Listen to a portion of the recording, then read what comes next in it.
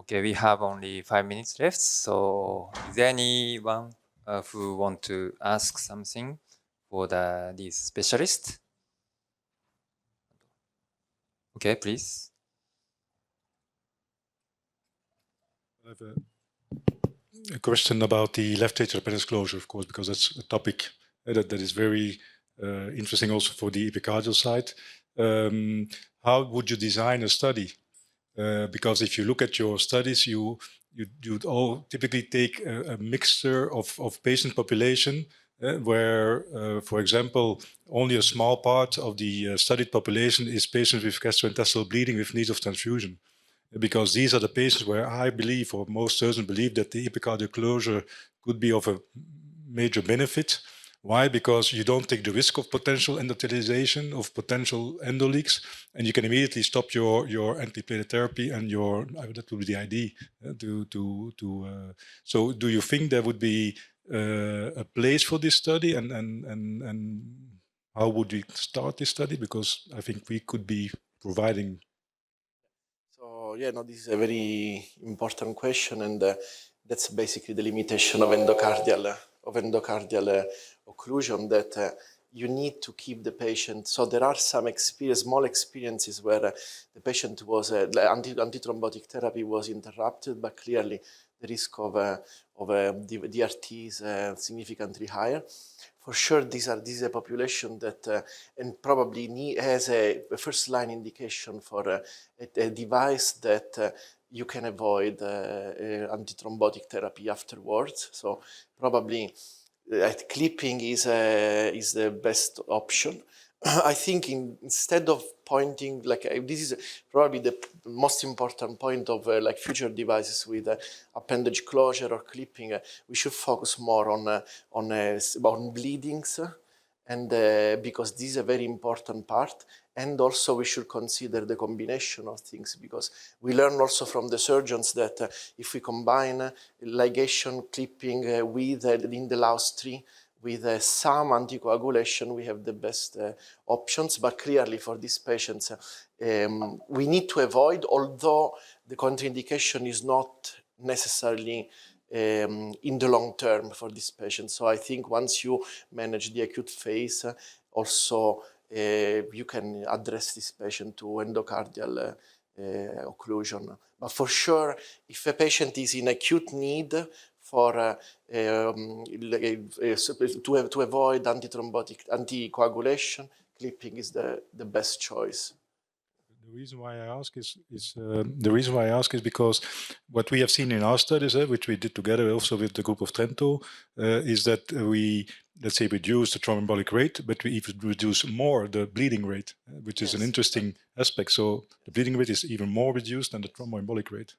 Also because I think we really need like a Aristotle or Rocket AF size type of trials to have an impact in terms of thromboembolism. So until now we have even the PROTECT Prevail or even the Prague 17 are like relatively small trials. So you don't have immediate impact on thromboembolism, but the impact is on bleeding. And for sure, AtriClip is the best option if you are in an immediate need to stop anticoagulation in these patients in a safe way.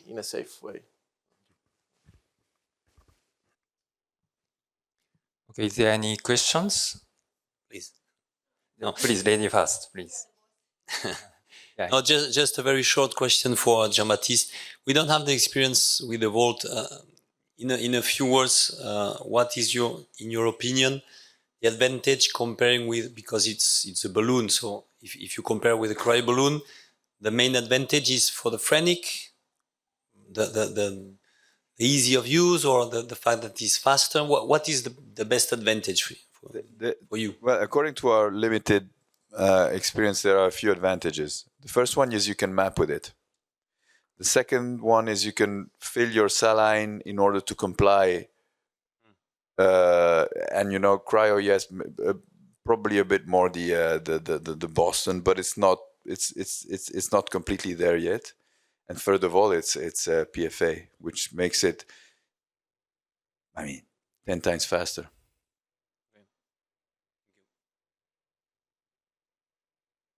that technique is only for the PV isolation. You can use the. You know me, so I'll probably use it for something else. But the just posterior wall appendage, no. Honestly, you can I think at the moment it's only, this is first in human, so it's not FDA nor CE marked yet. So we can only use it for PVI, but you can use it for as the cryo. That Serge published a lot of papers on it also, like us. You can use it for outside the PVs without any, it's obvious you can do it. Okay, Andre, please. Yeah, I have a question to Domenico because you are such an anticoagulation expert. That regarding continuing on the bleeding on Mark's question, what do you think is that still so? So what's the yearly rate of stroke that you would say where's the risk of having bleeding? Because I was in the debate with the Artesia trial, first, second daughter. And so what they are saying is that disabling stroke from a patient perspective is 10 times worse than bleeding. Bleeding is we shouldn't consider as a determinant, it's like yes or no, but it's because you are not dying from it. It's and you are maximum you get a transfusion or whatever. What's your feeling? What's the yearly per patient stroke risk where you would say that? The optimum, in my opinion, would be being below 1%. It is a very difficult rate to achieve, especially not specifically for the Artesia trial, because the Artesia population, because they were, I think, between 2 and 3 of CHA-2-VASc, so they are still a population that is.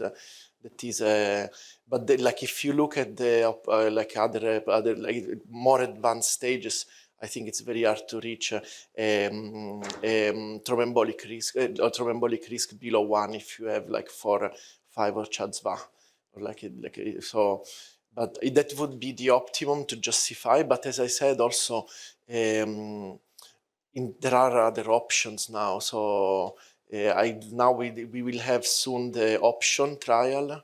So ablation and occlusion in a population that is like considered a low risk.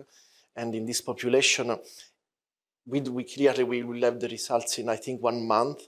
But it might be that you have a certain degree of the concept behind is that you have a certain degree of protection from the occlusion, from the Watchman device, and at the same time, with discontinuation of therapy, you have a significant reduction of bleedings. So in this way, I think, so right now we always thought that appendage closure would be a therapy reserved to very high risk patients, but there might be room for intermediate or low risk patients just because of what you said, that you treat thromboembolic events and at the same time you prevent also bleedings in this population, because probably these patients don't have too many strokes but have bleedings.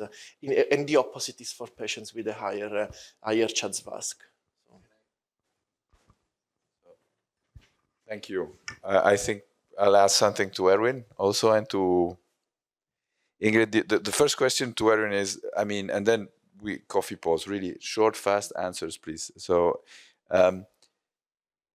will we ever get to zero complications? So the only real complication we see today is vascular access. We have to be honest with it. So this is really dreaded with all the echoes, with everything. We never seem to get to zero. I know it's an impossible question to answer, but will we ever get to zero? And yes, why, or no, why? That's the first question.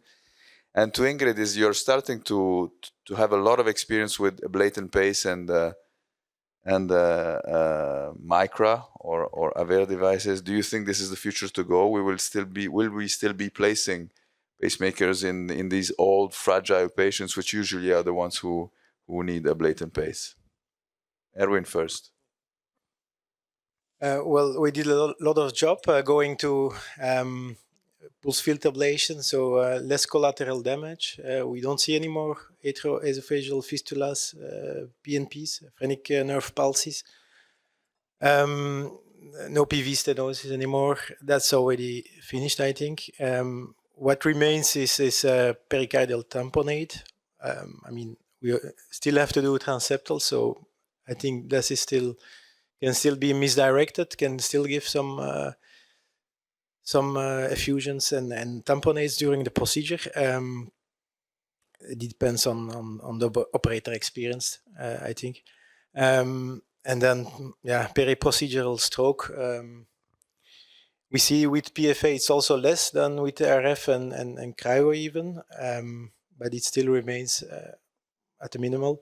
The vascular access, I think we decrease to near zero. We can never go to zero. I think it can always happen, but I think we can claim now that a trained fellow in the vascular ultrasound can perform probably safer vein puncture than a senior expert operator that is still insisting on doing this blindly.